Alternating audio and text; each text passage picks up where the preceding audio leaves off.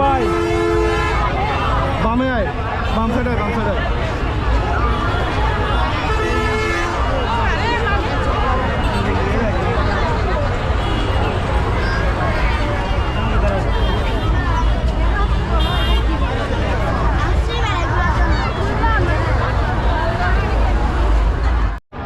বৈশাখের প্রথম দিনে এত গরম পড়েছে, তার উপর আবার হাজার মানুষের ঢল।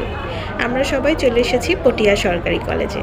পটিয়া সরকারি কলেজে চলছে 10 দিন ব্যাপী বৈশাখী মেলা। হ্যালো এভরিওয়ান, আসসালামু আলাইকুম। আমি সোনিয়া প্রিন্স চলে এসেছি নতুন একটি ভিডিও নিয়ে। বাসার পাশেই যেহেতু এত বড় মেলা, সেই জন্য আর মিস করলাম না।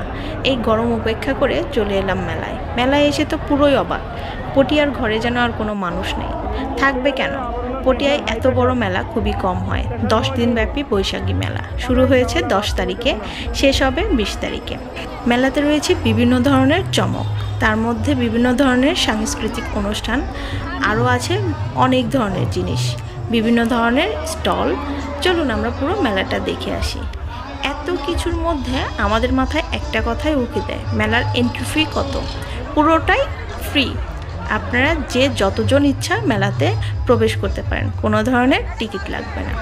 আমি গুটি গুটি পায়ে মেলাতে প্রবেশ করলাম। গেটে যেহেতু অনেক ভিড় ছিল, ভেবেছিলাম হয়তোবা ঢুকতেই পারবো না, তারপরেও ধাক্কাধাক্কি করে ঢুকে পড়লাম।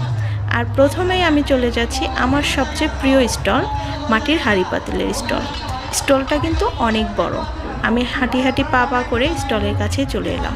এই একই স্টলে আপনারা সব ধরনের জিনিস পেয়ে যাবেন, বলতে পারেন একের ভিতর অধিক। সবচেয়ে মজার বিষয়, এইখানে আমি যা দেখছি সবই ভালো লাগছে, কিন্তু কিনতে যখন চাচ্ছি তখন দামটা মনে হচ্ছে অনেক বেশি।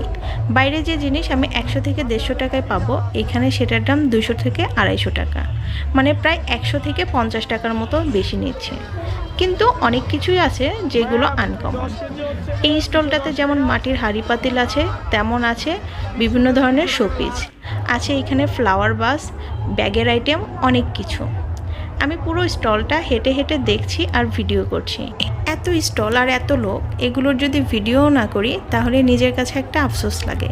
সেই জন্য আমি মেলার চারপাশে সব স্টলের ভিডিওর পাশাপাশি বিভিন্ন মানুষেরও ভিডিও করছি, যে দেখানো হচ্ছে কত মানুষ মেলা উপভোগ করার জন্য এসেছে।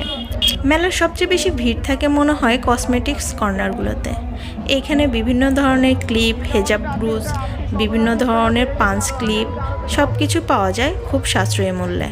এখানে 30 টাকার বিভিন্ন আইটেম নেওয়া যায়, যেগুলো নিচে থাকে। তো সবাই হুমলে পড়েছে, আমিও কিছু নিয়েছি, সেটা এখন দেখালাম না। মেলার আরেকটা প্রাণকেন্দ্র নাগরদোলা। নাগরদোলা মানেই যেন মেলার উৎসব মুখর পরিবেশ। যে মেলাতে নাগরদোলা থাকে না, সে মেলাকে প্রাণহীন মেলা মনে হয়। তাই তো এই যে নাগরদোলার কর্নারটাও চলে এসেছি। এইখানে শুধু যে বাচ্চারা ওঠে তা কিন্তু না, চাইলে আপনারা বুড়ারাও উঠতে পারেন, কিন্তু আমি উঠি নাই, কারণ আমার মাথার মধ্যে চক্কর মারে, এর জন্য আমি ভয় পাই। তাই নাগরদোলাটা আমি স্কিপ করে গেছি। সাথে ছিল স্পায়ারশিপ, যেটাও অনেক ভয়ঙ্কর আমার কাছে পার্সোনালি।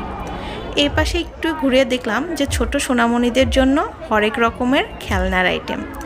বাচ্চাগুলো কিন্তু কান্না করছিল, কিন্তু মাগুলো দিতে যাচ্ছিল। অনেক বাচ্চা কিন্তু মায়ের জোরকে উপেক্ষা করে খেলনাগুলো নিয়ে নিয়েছে।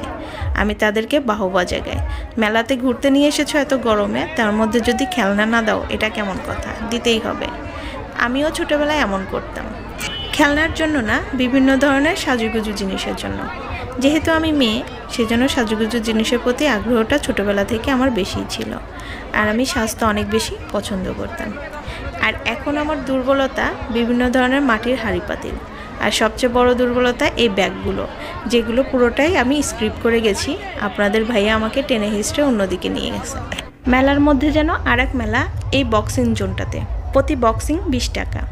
একটা বক্সিংয়ে বোঝা যাবে তার হাতের ওয়েট কত। একটা ভাইয়া দিয়েছে, দেখলাম এখানে 808 উঠেছে। আমি তো আপুটার দিকে তাকিয়েছিলাম, বাপরে বাপ, যদি ভাইয়াটা রেগে আপুকে বক্সিং দেয় তাহলে আপুর নাকটাক সব যাবে। পরবর্তীতে আরেকটা ভাইয়া দেখলাম, সে খুব ভালো প্রস্তুতি নিয়ে দিয়েছে, দেখা যাক তার বক্সিংয়ের ওয়েট কত হয়। আমরা একটু অপেক্ষা করি, দেখি কত হয়।